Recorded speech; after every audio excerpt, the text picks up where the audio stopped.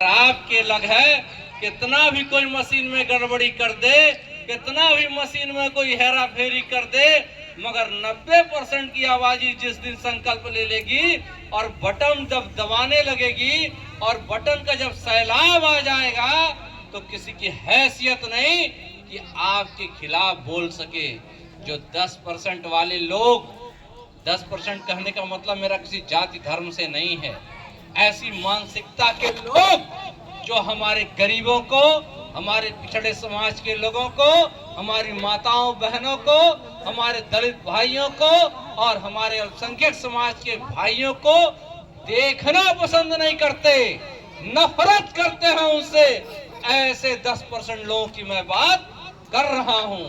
और ऐसे 10% के लिए यह वोट की शक्ति है जो ओबीसी पार्टी आपको जागरूक करने के लिए, एक मशाल जलाने के लिए आगे आई है।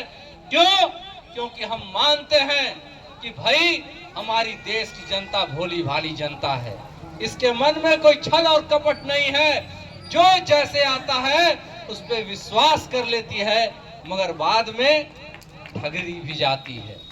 तो कहा जाता है ना, दूध का जला मट्ठा भी फूक फूक के पीता है। विश्वास सभी पार्टियों से उठ गया है सबका।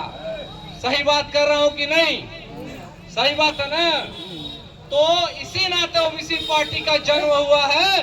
और जब भी हमारे पास पैसा नहीं, ये ओबीसी पार्टी के पास पूंजीपति लोग नहीं है, इस ओबीसी पार्टी के पास बहुत बड़ी शक्ति है। रुपए की ताकत तो नहीं है, मगर जनता की शक्ति है, ओबीसी एससी एसटी माइनॉरिटी समाज के भाइयों की शक्ति है और हमारे छोटे छोटे व्यवसायियों भाइयों की शक्ति है, हमारे रिक्शा ठेला वाले भाइयों की शक्ति है, हमारे मजदूर और किसानों की शक्ति है, हमारे अल्पसंख्यक समाज के 20% आबादी के लोगों की शक्ति है। मगर ये शक्ति कब खत्म हो जाती है? जब हम बढ़ जाते हैं। तो इसी नाते जो अंग्रेजों की नीति थी, अब कुछ 10% काले अंग्रेज आ गए हैं जो हमको आप में जातियों में लड़ाते हैं, धर्म के नाम पे लड़ाते हैं, मगर उनका असली एजेंडा समझिए, उनका असली एजेंडा आपका विकास नहीं है। ये बताइए, धर्म क्या, धर्म के सभी लोग हमारे भगवान नहीं है? आपके भगवान ने, हर व्यक्ति का भगवान है। प्रकृति में हर धर्म को स्वीकार किया भारत के संविधान ने। जब भारत के मूल संविधान को देखिएगा, उस पर सभी की फोटो बनी है। आप देखिएगा, उस संविधान में कहा गया है कि भाई राष्ट्र पहले है और सभी जाति धर्मों का सम्मान करना है।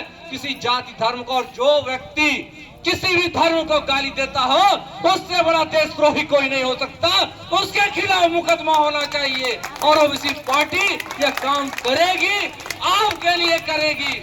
अभी तक हम लोगों ने कोर्ट में लड़ाई लड़ी, आज जो प्रधानमंत्री और भाजपा सरकार को झुकना पड़ा जाति जनगणना के लिए, वो इस ओबीसी पार्टी, छोटी सी पार्टी की देन है, क्योंकि मीडिया इस चीज को नहीं बताएगी आपको।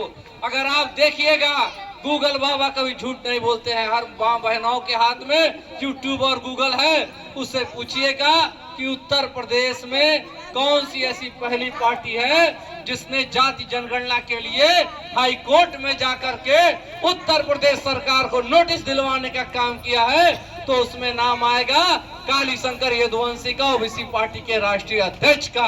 और यह इसी से सरकार ने सोची कि प्रधानमंत्री की कुर्सी का रास्ता उत्तर प्रदेश से होके जाता है।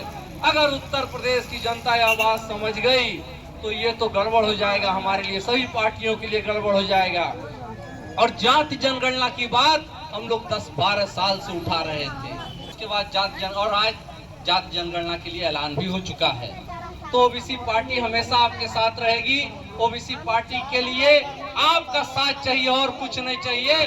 और 30 सेकंड का जब मौका मिले, सोच समझ के उसका उपयोग कीजिएगा। और हमारे पार्टी के पदाधिकारी गण मौजूद है।